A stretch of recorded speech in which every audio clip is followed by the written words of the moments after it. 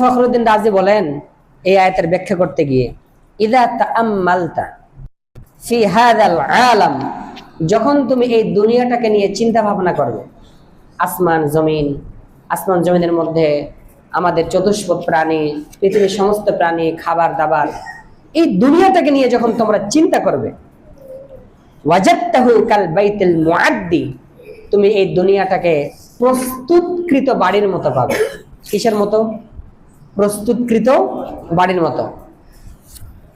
সমষ্টিগত সামগ্রিকভাবে পুরো পৃথিবীর মালিক কে? আল্লাহ।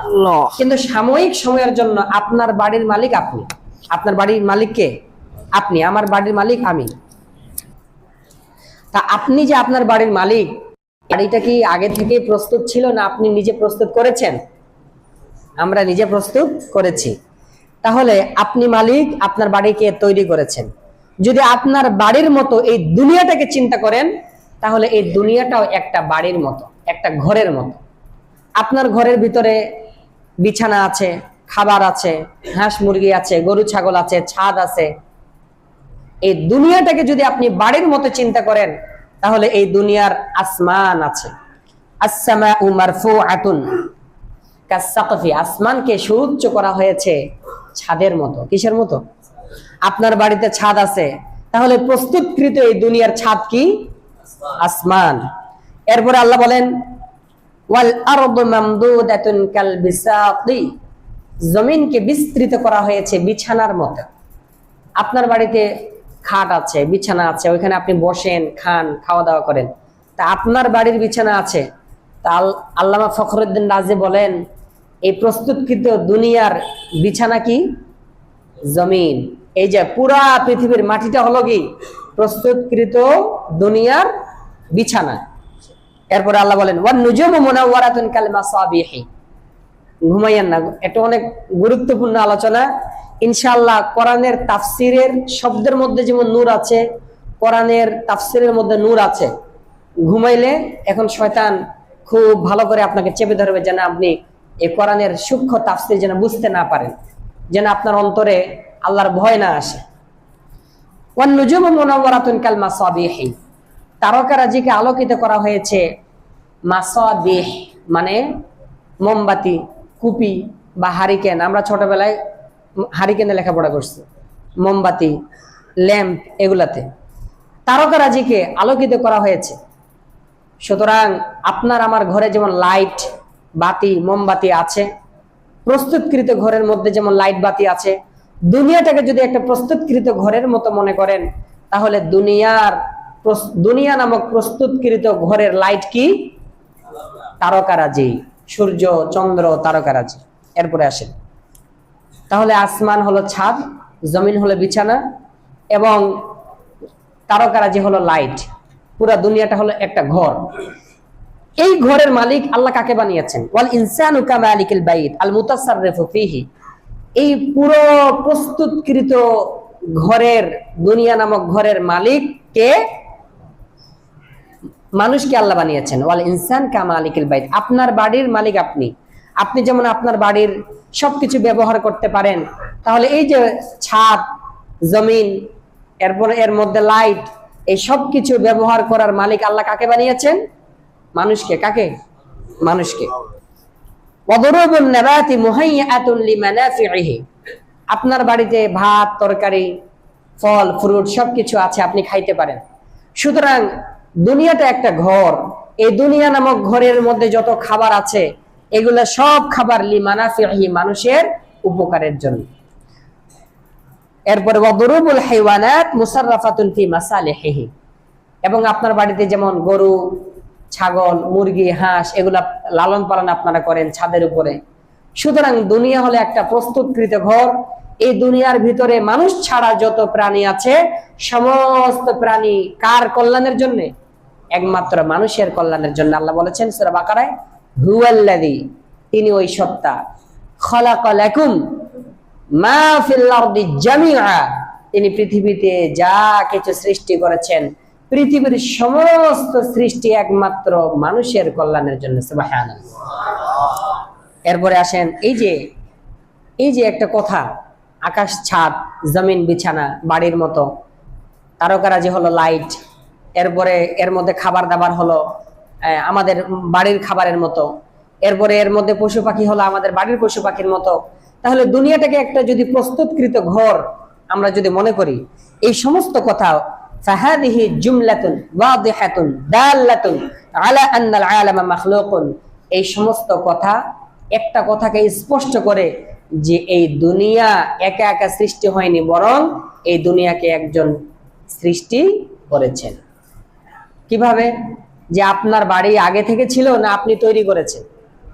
আমি তৈরি করেছি। তাহলে দুনিয়া যদি একটা বাড়ি হয়, তাহলে এই দুনিয়া নামক বাড়িকে সৃষ্টি করেছেন কে? আল্লাহ। এরপরে আসেন, আল্লাহ জমিনকে বিছানা বানিয়েছেন, আসমানকে ছাদ বানিয়েছেন। এরপরে আল্লাহ বলেন وأنزل من السماء ماء فأخرج به من الثمرات رزقا لكم। জমিনের কথা শেষ। এরপরে আল্লাহ বলেন আল্লাহ তাআলা আসমান থেকে বৃষ্টি বর্ষণ করেন, فأخرج به, ওই বৃষ্টির দ্বারা তিনি বের করেন, মিনাস সামারাত, সমস্ত ফল ফ্রুট, রিজকাল লাকুম, যা তোমাদের জন্য রিজিক স্বরূপ। এখান থেকে আল্লামা ফখরুদ্দিন রাজি বলেন ফা'লাম, জেনে রাখো, আন্নাল্লাহ তাআলা, নিশ্চয় আল্লাহ তাআলা, লাম্মা খালাকাল আরদ, যখন জমিনকে সৃষ্টি করেন, ওয়া কানাত কাসসিদিফি, তখন এই দুনিয়ার জমিনটা ছিল শামুকের মতো। কিসের মতো? ঝিনুকের মতো, শামুকের মতো। ওয়াদ-দুররাতুল মাওদুআতু, এবং ওই শামুকের ভিতরে যেমন মণিমুক্তা হীরা থাকে, ঠিক তদ্রূপ আল্লাহ যখন জমিনকে সৃষ্টি করেছিলেন, ওই জমিনের ভিতরেও মণিমুক্তা, সেটা হলো আদম ওয়া আওলাদুহু, আদম আলাইহিস সালাম এবং কিয়ামত পর্যন্ত যত মানুষ আসবেন সবাই। তাহলে দেখেন, জমিনকে আল্লাহ তাআলা ঝিনুকের মতো বললেন, ঝিনুকের ভিতরে কি থাকে? মণিমুক্তা হীরা। মণিমুক্তা হীরা যার কাছে থাকবে, মণিমুক্তা হীরা যার কাছে থাকবে, দুনিয়ার কোনো জাদু টোনা খারাপি, দুনিয়ার কোনো জিন তার কি করতে পারবে না? খারাপি করতে পারবে না। এই জন্য আমরা অনেক দেখতে পাই যারা রাজা বাদশাহ, তাদের হাতে কিছু এগুলোকে কি বলে, ঘড়ির মতো যে পরে ব্রেসলাইট, ওগুলাতে দেখবেন মুক্তা থাকে। আগের যে বাংলাদেশের যিনি প্রাইম মিনিস্টার ছিলেন হাসিনা, তার গলাও দেখবেন কিছু মুক্তার মালা, এগুলা দেখবেন আপনারা, উনি পড়তেন। সব দেশের রাজা বাদশারা এগুলা নিজের কাছে রাখে, যাতে কোনো ক্ষতি তাদেরকে করতে না পারে। আমাদের উস্তাদ আমাদের ক্লাসে এই কথাটা বলেছেন, যার কাছে মণিমুক্তা হীরা থাকে, দুনিয়ার কোনো ক্ষতি, মানে সৃষ্টির কোনো মানুষ, কোনো জিন তার কোনো ক্ষতি করতে পারে না। তাহলে আল্লাহ তাআলা জমিনকে যখন সৃষ্টি করলেন, এই জমিনটা ছিল ঝিনুকের মতো। ঝিনুকে যেমন মণিমুক্তা হীরা থাকে, ঠিক তদ্রূপ এই জমিন নামক ঝিনুকের মধ্যে মণিমুক্তা ছিল। সেটা কি? আদম আলাইহিস সালাম এবং তার সমস্ত সন্তান। এরপরে আসেন, সুম্মা আলিমাল্লাহু তাআলা আসনাফা হাজাতিহিম, আল্লাহ তাআলা যখন জমিন সৃষ্টি করলেন, তার ভিতরে আদম এবং সমস্ত মানুষেরা লুকায়িত, তো মানুষের চাহিদার কথা আল্লাহ অনুভব করলেন। যে মানুষের মৌলিক চাহিদা দুইটা, একটা খাবারের চাহিদা আর একটা যৌগিক চাহিদা। খাবারের চাহিদা আর যৌগিক চাহিদা, এই দুইটা চাহিদা যখন আল্লাহ অনুভব করলেন, তখন ফাকাআন্নাহু ক্বালা, যেন আল্লাহ আদম আলাইহিস সালামকে বললেন, মানে মানব জাতিকে বললেন, ইয়া আদামু, হে আদম, ইন্নী লা উহাউইজুকা, আমি আল্লাহ তুমি মানুষকে কোনো জিনিসের দিকে মুখাপেক্ষী করব না, ইলা শাইইন গায়রি হাযিহিল আরদি, তবে তোমাকে আমি মুখাপেক্ষী করব এই মাটির দিকে। কিসের দিকে?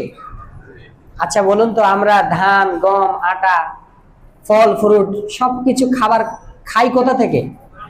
তাহলে আমরা মুখাপেক্ষী কার? মাটির মুখাপেক্ষী। আমরা যেমন মায়ের মুখাপেক্ষী, মা যখন আমাদেরকে জন্মদান করেন আমরা মায়ের মুখাপেক্ষী, মা আমাদেরকে দুধ পান করান।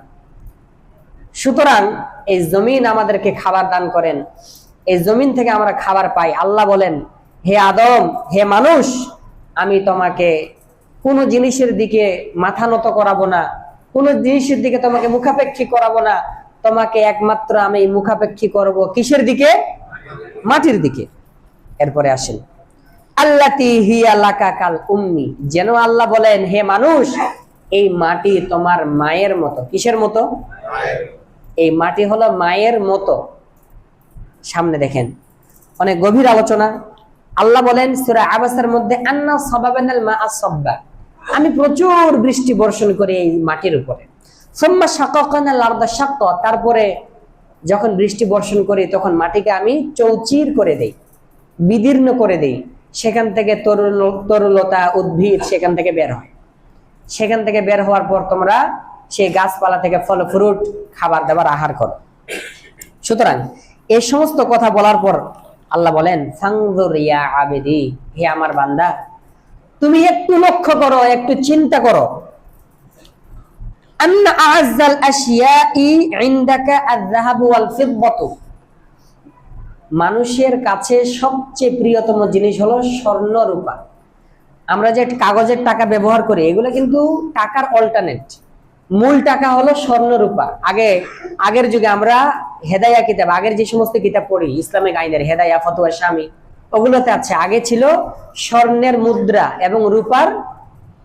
স্বর্ণের টাকাকে দিনার বলে আর রূপার টাকাকে দিরহাম বলে। আগে ছিল দিরহাম, দিনার, মূল টাকা কিন্তু স্বর্ণ রূপা। আল্লাহ বলেন, হে মানুষ, হে আমার বান্দা, তুমি একটু লক্ষ্য করো, তোমার সবচেয়ে প্রিয়তম বস্তু দিয়ে যদি আমি এই জমিনটাকে সৃষ্টি করতাম, ওয়ালাউ আন্নী খলাকতুল আরদা মিনহুমা, যদি আমি তোমার সবচেয়ে প্রিয়তম বস্তু সোনা রূপাকে দিয়ে যদি আমি এই দুনিয়ার মাটিকে সৃষ্টি করতাম, হাল কানা ইয়াহসুলু মিনহা হাযিহিল মানাফিউ, তাহলে দুনিয়ার এই সমস্ত মাটি থেকে যে উপকার তোমরা পাও, সোনা রূপা দিয়ে যদি মাটি জমিন তৈরি করতাম এই সমস্ত উপকার কি পাইতে? কখনোই আমরা পাইতাম না। ধান, গম, চাল, আম, জাম, কাঁঠাল, লিচু, কত প্রকার খাবার, আবার এই জমিনের মধ্যে কত বড় বড় বিল্ডিং আল্লাহ দাঁড় করে রাখছে। এত সব উপকার তোমরা, এত সব খাবার যে পাও, যদি স্বর্ণ রূপা দিয়ে তৈরি করতাম কখনোই পাইতে না। এই জন্য আমি আল্লাহ তোমাদের অনেক কিছু প্রিয়তম জিনিস, তোমরা মানুষের অনেক কিছু ভালো মনে করো, কিন্তু এগুলো তোমাদের জন্য খারাপ। যেমন আপনার ছোট বাচ্চা চাকু দিয়ে খেলা করতেছে, ছোট বাচ্চা চাকু দিয়ে খেলা করতেছে, সে কিন্তু অনেক, ছোট বাচ্চা যখন চাকু দিয়ে ব্লেড দিয়ে খেলা করে সে অনেক আনন্দের সাথে খেলা করে। কিন্তু আপনি বাবা, আপনি যখন দেখতেছেন আপনার বাচ্চা ব্লেড নিয়ে, চাকু নিয়ে খেলা করতেছে, আপনার কলিজায় কম্পন সৃষ্টি হয়ে গেছে, ঠিক কিনা? তার কাছে সেটা প্রিয়, কিন্তু আপনি জানতেছেন ওই ছোট বাচ্চার প্রিয় জিনিস তার জন্য অকল্যাণকর, ক্ষতিকর। এজন্য আল্লাহ তাআলা জানেন, যদিও স্বর্ণরূপা আমাদের কাছে সবচেয়ে প্রিয়, কিন্তু এটা দিয়ে যদি জমিনকে সৃষ্টি করা আল্লাহ দিতেন, তাহলে আমরা এখান থেকে খাবার পাইতাম? কখনোই পাইতাম না। এজন্য আল্লাহ তাআলা আমাদের সবচেয়ে প্রিয়তম বস্তু দিয়ে আল্লাহ জমিনকে সৃষ্টি করেন নাই। আল্লাহ জমিনকে সৃষ্টি করেছেন মাটি দিয়ে, যাতে আমরা এখান থেকে আমরা খাবার দাবার খেয়ে বেঁচে থেকে যেন আল্লাহর ইবাদত করতে পারি। এরপরে আল্লাহ বলেন, সুম্মা ইন্নী জাআলতু হাযিহিল আশিয়া, আশিয়া মানে দুনিয়ার সমস্ত নিয়ামত। আপনি কি পরিমাণ ভাত খেয়েছেন আপনি হিসাব আছে? আমি কি পরিমাণ পানি খেয়েছি, কি পরিমাণ তেল খেয়েছি, কি পরিমাণ ফল ফ্রুট খেয়েছি, কতগুলো মুরগি খাইছি, কতগুলো গরু খাইছি, আমার কি হিসাব আছে? আপনার আমার নাই। এত সব উপকারী বস্তু আমি আল্লাহ তোমাদেরকে দান করেছি, মা আন্নাহা সিজনুন, তারপরেও এই দুনিয়াটা মুমিনদের জন্য কি? আল্লাহ রাসূল বলেছেন মুমিনদের জন্য দুনিয়াটা কি? কারাগার, জেলখানা। কাফেরদের জন্য মুমিন এই দুনিয়াটা হলো জান্নাত। তাহলে দেখেন, জেলখানায় অনেক মানুষ অনেক আরামে থাকে, এসি রুমে থাকে, সোফা সেটে থাকে, সুন্দর আলিশান জিনিসে থাকে, কিন্তু তারপরেও আগামী 1 মাস পর, 2 মাস পর তার ফাঁসি হবে। ওই ফাঁসির চিন্তা তার এসি রুমে থাকাকেও সবসময় তাকে ঘামায় দেয়, ঠিক কিনা? আল্লাহ এখান থেকে শিক্ষা দিচ্ছেন, মুমিনদের জন্য দুনিয়াটা জেলখানা। যতই তোমরা শান্তিতে থাকো, মৃত্যুর চিন্তা যেন তোমাদেরকে কখনো আখিরাতকে যেন ভুলাই না দেয়। তোমাদের এই মৃত্যুর চিন্তা তোমাদেরকে যেন গাফলতের চাদরে যেন মুড়ি দিয়ে না রাখে। এজন্য আল্লামা ফখরুদ্দিন রাজি বলেছেন দুনিয়াটা জেলখানা। মুমিনদের জন্য দুনিয়াটা কি জেলখানা হওয়া সত্ত্বেও আল্লাহ তোমাদেরকে ধান, চাল, গম, আটা, খাবার দাবার, ফল, ফ্রুট এত কিছু দান করলেন জেলখানা হওয়া সত্ত্বেও। তাহলে যেই জান্নাত জেলখানা নয়, সেখানে আল্লাহ তোমাদেরকে কি কি নিয়ামত দিবেন বলেন সুবহানাল্লাহ।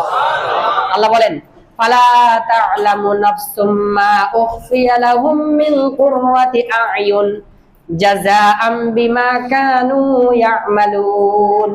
No person knows what is kept hidden for them of joy. দুনিয়ার কোন মানুষ জানে না জান্নাতে তার চোখের শিথিলতা কি রয়ে গেছে। এত সব পুরস্কার কেন আল্লাহ দিবেন? জাযাআম বিমা Kanu ইয়া'মালুন, a reward for what they used to do. তারা দুনিয়াতে যে ভালো কাজ করত তার বদলা স্বরূপ আল্লাহ তাদেরকে সেই নিয়ামত, অফুরন্ত নিয়ামত দান করেন সুবহানাল্লাহ। এরপরে আসেন, এই যে উপরে যে সমস্ত কথাগুলা আল্লামা ফখরুদ্দিন রাজি বললেন, এগুলোর এখন সারাংশ আপনাদের সামনে উপস্থাপন করতেছেন। ফাল হাসিল, সারাংশ কথা হইল আন্নাল আরদা উম্মুকা, এই দুনিয়ার মাটিটা তোমার মা। আন্নাল আরদা উম্মুকা, দুনিয়ার মাটিটা কি তোমার মা। বাল আশফাকু মিনাল উম্মি, বরং তোমার এই মাটিটা তোমার মায়ের চেয়েও বেশি মমতাময়ী। কিভাবে?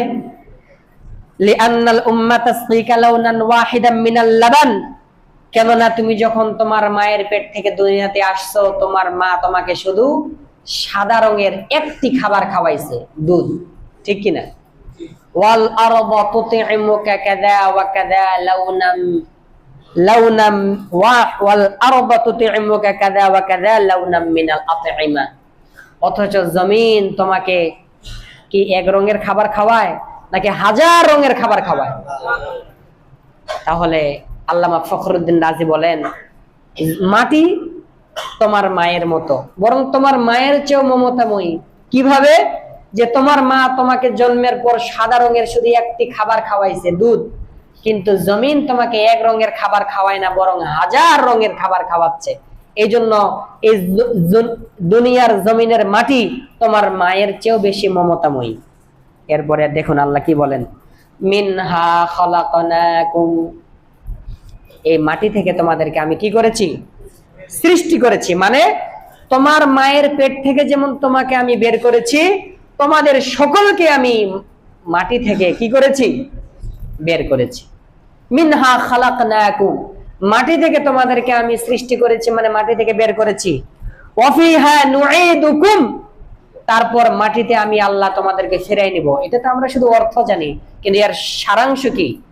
আল্লামা ফখরুদ্দিন রাজি বলেন নারুদ্দুকুম ইলা হাযিহিল উম্মি মিনহা খালাকনাকুম, মাটি থেকে তোমাদেরকে বের করেছি, মাটি থেকে ফিরিয়ে নিব। মানে হে মানুষ, তোমাকে আমি মৃত্যু দিব, মৃত্যুর পর গোসলের পর তোমাকে আমি কবরে দাফন করব। কবরে দাফন করব মানে আমি আল্লাহ তোমাকে তোমার সবচেয়ে মমতাময়ী মায়ের কাছে নিয়ে যাব। সুবহানাল্লাহ। আল্লামা ফখরুদ্দিন রাজি আগে কি বললেন? তোমার মা, মাটি তোমার মা, বরং তোমার মায়ের চেয়ে মমতাময়ী। কিভাবে? তোমার মা তোমাকে শুধু একটা খাবার খাওয়ায়, আর দুনিয়ার জমিন তোমাকে একটা নয় বরং হাজার খাবার খাওয়ায়, ঠিক কিনা? যে মাটি তোমাকে হাজার খাবার খাওয়ায়, ওই মাটির ক্ষেত্রে যখন তোমাকে বলা হয় তোমাকে মৃত্যু দেওয়া হবে, তোমাকে কবরে নিয়ে যাওয়া হবে, এটা ধমকি নয়, বরং এটা একটা আদরের কথা। তোমাকে কবরে নিব মানে তোমার মমতাময়ী মায়ের কাছে তোমাকে ফিরিয়ে নেব। বলেন সুবহানাল্লাহ। এরপরে আসেন, ওয়াহাদা লাইসা বিওয়াইদ, যখন কাউকে বলা হয় তোমাকে মৃত্যু দিব, তোমাকে কবরে নিব, এটা কিন্তু ভয়ের কথা না। এটা কিসের কথা না? ভয়ের কথা না। কিভাবে? একটা বাচ্চাকে যদি বলেন বিড়াল আসতেছে, কুকুর আসতেছে, ভয় পায়, ভূত আসতেছে, ভয় পায়। কিন্তু একটা বাচ্চাকে যদি বলেন তোমার মা আসতেছে, বাচ্চা কি ভয় পায়? আল্লাহ মাটিকে মা বললেন। যখন আল্লাহ বলেন তোমাকে মৃত্যু দিব, তুমি অমুক ইয়াতে মরে যাবে, এটা ভয়ের কথা নয়, বরং তুমি তোমার মায়ের কোলে ছিলে, এখন তুমি তোমার মায়ের আঁচলের ভিতরে আলো চলে যাবে। বলেন সুবহানাল্লাহ। ওয়াহাদা লাইসা বিওয়াইদ, তোমাকে কবরে নিয়ে যাওয়া হবে, ফিরাই নিব, এটা ভয়ের কথা নয়, বরং কেননা লিআন্নাল মারআ লা ইউআদু বিউম্মিহি, মানুষকে তার মায়ের কথা বলে কখনো ভয় দেখানো হয় না।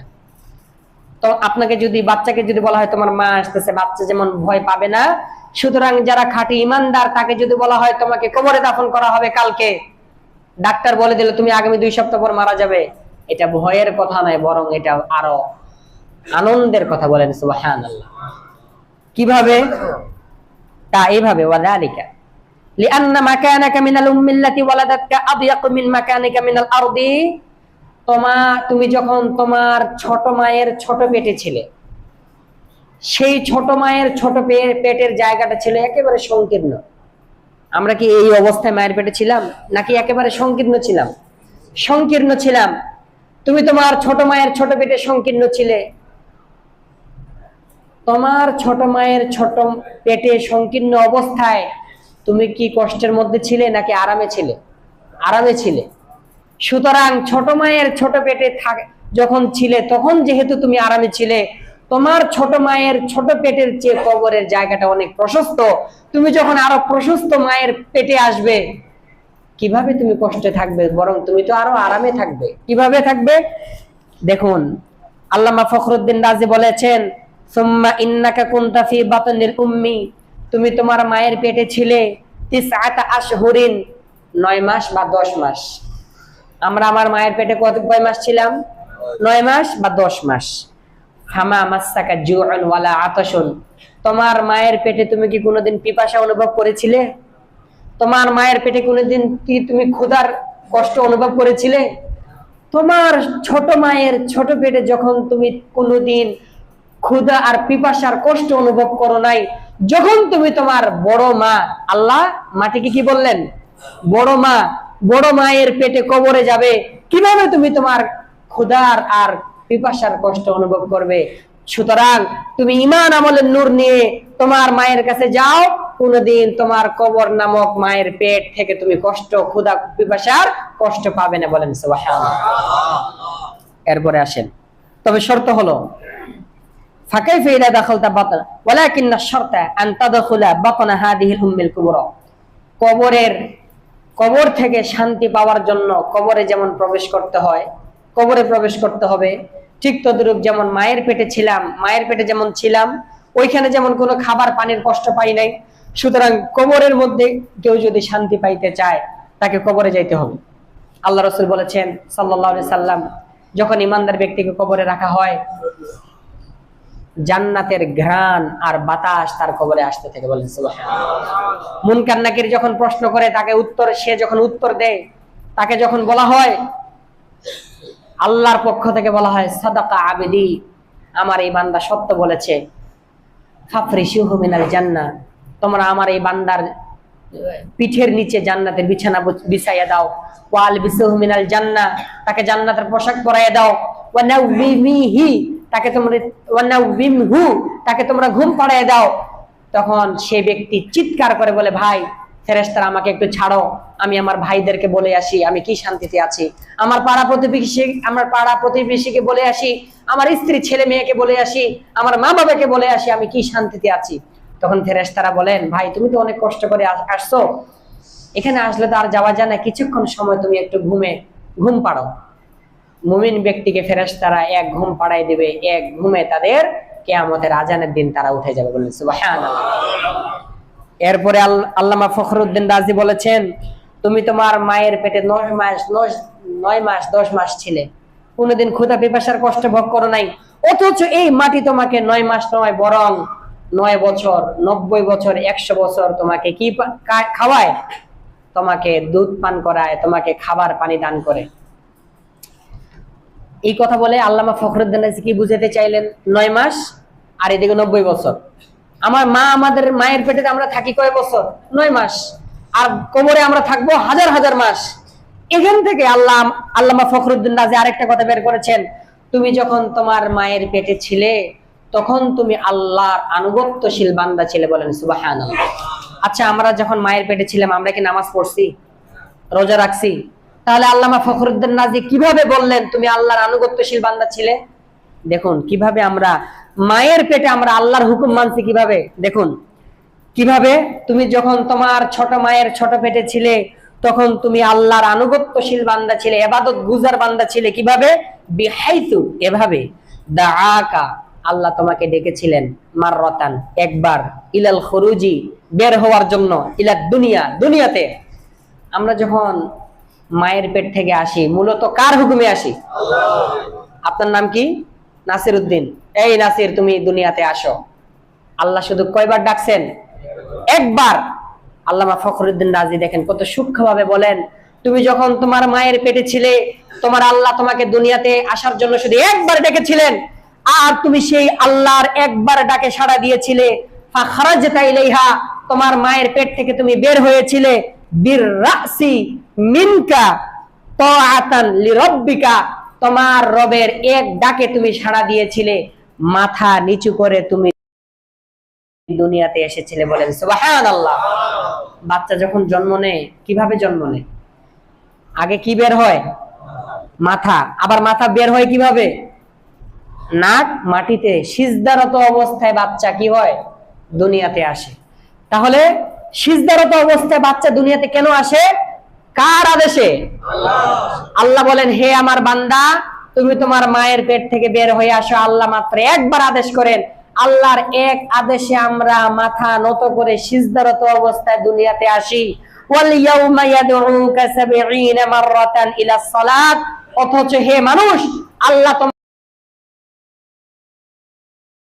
তোমাকে, তুমি যখন বড় হয়েছো, আল্লাহ তোমাকে দিনে ৭০ বার নামাজের দিকে ডাকে। ফালা তুজিবহু বিরিজিলিকা, তুমি তোমার পা দিয়েও আল্লাহর ডাকে সাড়া দিয়ে নামাজের দিকে আসতেছ না। বলেন নাউযুবিল্লাহ। অথচ দেখেন, আমরা যখন আমাদের মায়ের পেটে ছিলাম, আল্লাহর এক ডাকে সাড়া দিয়েছি মাথা দিয়ে, অথচ আল্লাহ তাআলা আমাদেরকে দিনে ৭০ বার নামাজের দিকে ডাকে আজানের মাধ্যমে। আমরা কি পা দিয়েও আসি? পা দিয়ে মসজিদে আসি? মাথা দিয়ে আসার তো দূরের কথা, পা দিয়েও আমরা মসজিদে আসি না। সুতরাং কিভাবে আমরা জান্নাতের নিয়ামত পাবো? কিভাবে আমরা কবরের মধ্যে ভালো থাকবো? সুতরাং নামাজ না পড়লে, হালাল উপার্জন না করলে, মা বাবার সেবা যত্ন না করলে কোনদিন কবরে শান্তিতে থাকা যাবে না। এত সব কথা বলার পর আল্লামা ফখরুদ্দিন রাজি বলেন, ওয়ালাম, জেনে রাখো, আন্নাহু সুবহানাহু ওয়া তাআলা লাম্মা যাকারাল আরদা ওয়াস সামাআ ওয়া মা বাইনাহুমা মিন শিবহি আকদিন নিকাহ, আল্লাহ যখন আসমান আর জমিনের এই সমস্ত কথাগুলি বললেন, এগুলা কথা বলার পর আল্লাহ কি বুঝাচ্ছেন? আল্লাহ বিবাহের সাদৃশ্য দিচ্ছেন।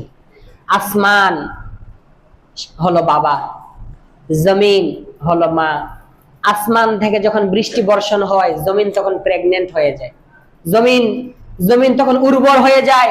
জমিন থেকে ধান, গম, চাল, ফল, ফ্রুট সবকিছু, মায়ের পেট থেকে যেমন সন্তান আসে, জমিন তার সমস্ত সন্তান, জমিন থেকে জমিন তার সমস্ত সন্তানদেরকে বের করে দেয়। ঠিক কিনা? মা বাবা যেমন সন্তানদের দ্বারা উপকৃত হয়, দুনিয়ার মানুষ তেমন মাটি নামক মায়ের সন্তান খাবার, এই খাবার থেকে উপকৃত হয়। বলেন সুবহানাল্লাহ। এরপরে আল্লামা ফখরুদ্দিন রাজি বলেছেন, এত সব কথা বলার পর আসমান বাবা, জমিন মা, তার মধ্যবর্তী সমস্ত কিছু যা কিছু বের হয় এগুলো তার সন্তান, এগুলো ভোগ করে মানুষ। এই মানুষ লিয়াতাফাক্কারু, চিন্তা করবে, এই সব বিষয় নিয়ে একটু চিন্তা করবে। ফি আনফুসিহিম, নিজেদের সম্পর্কে একটু চিন্তা করবে। আমরা, আল্লাহ কোরআনে বলেছেন, অফি আনফুসিকুম, তোমরা যদি তোমাদের এই দেহর মধ্যে, দেহটা নিয়ে একটু চিন্তা করো, তোমরা আল্লাহকে খুঁজে পাবে। সুবহানাল্লাহ। আমাদের দেহের আত্মা কয়টা? একটা। আল্লাহ কয়জন? বাস। এই দেহটা একটা দুনিয়া, এই দেহটাকে পরিচালনা করে আত্মা। এই দুনিয়া হলে একটা বডি, এই দুনিয়া নামক বডির পরিচালনা করে কে? আল্লাহ।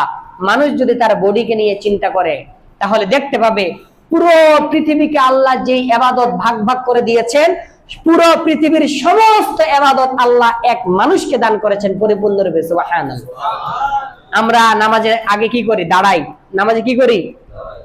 পৃথিবীর সমস্ত গাছ কিসের অবস্থায় আছে? দাঁড়ানো অবস্থায়, নামাজের কিয়ামের অবস্থায় আছে। আমরা রুকুতে যাই, পৃথিবীর সমস্ত চতুষ্পদ প্রাণী কিসের অবস্থায় আছে? কিসের অবস্থায় বলেন? রুকুর অবস্থায়। আমরা সিজদায় যাই, পৃথিবীর সমস্ত সাপ বিচ্ছু কিসের অবস্থায় আছে? আমরা আত্তাহিয়াতুর মধ্যে বসি, পৃথিবীর সমস্ত পাহাড় পর্বত কিসের অবস্থায় আছে? আত্তাহিয়াতুর অবস্থায় আমরা নামাজের মধ্যে উঠা বসা করি, পৃথিবীর সমস্ত পশু পাখি কিসের অবস্থায় আছে? উঠা বসার অবস্থায় আছে। এরপরে আসেন, আমরা নামাজের এক রকনে থাকি, যেমন আত্তাহিয়াতু 2 রাকাতে বসি, আবার ঘুরে ফিরে আবার 4 রাকাতে আত্তাহিয়াতুতে বসি। আমরা দাঁড়ায় থাকি, রুকু সিজদা করে আবার আমরা দাঁড়ায় আসি, এক রকনে থাকি, আবার ঘুরে ফিরে আবার ফিরে ওই রকনে চলে আসি। পৃথিবীর আসমান, সূর্য, চন্দ্র সব কিছু কি করতেছে? ঘুরতেছে। আল্লাহ যদি আসমানের, আমরা যে সমস্ত কিতাবগুলো পড়ছি, অ্যারিস্টটল, ইবনে সিনা, ইমাম গাজালি দর্শন এবং ফিলোসফির কিতাব পড়েছি, ওখানে আছে, ওই কিতাবগুলিতে আছে কুল্লু ফালাকিন মুতাহাররিকুন বিদ-দাওয়াম, সমস্ত আসমান সব সময় কি করে? ঘুরপাক খেতে থাকে, ঘুরে। আসমান যদি আসমানের এই ঘূর্ণয়কে বন্ধ করে রাখে, আপনি আমি যদি এখানে 1000 বছর থাকি, আপনার আমার বয়স জীবনে বাড়বে না। এই অবস্থায় যদি 100 বছর থাকি, ওই অবস্থায় আমরা থাকবো, আমরা কোনোদিন কেউ মরবো না, বুড়াও হবো না। আসমান ঘুরার কারণে জামানার পরিবর্তন, দিন রাতের পরিবর্তন, এবং আমরা বৃদ্ধ, শিশু, কৈশোর, যুবক, বৃদ্ধ, মৃত্যু, এবারে এগুলো সব হয় আসমান ঘুরার কারণে। এত সব চিন্তা যদি মানুষেরা চিন্তা করে, তাহলে অবশ্যই মানুষ বুঝতে পারবে এগুলোকে সৃষ্টি করেছেন একমাত্র কে? আল্লাহ। সুতরাং সেই আল্লাহর ইবাদত করার জন্য আল্লাহ যেন আমাদেরকে কবুল করে। আমরা যদি আল্লাহর ইবাদত করি, তাহলে কোনোদিন আমাদের মধ্যে ভূমিকম্প আসবে না। আল্লাহ বলেছেন, যদি মানুষেরা ঈমান আনে, তাহলে আমি তাদের উপর বরকতের দরজাকে খুলে দিতাম।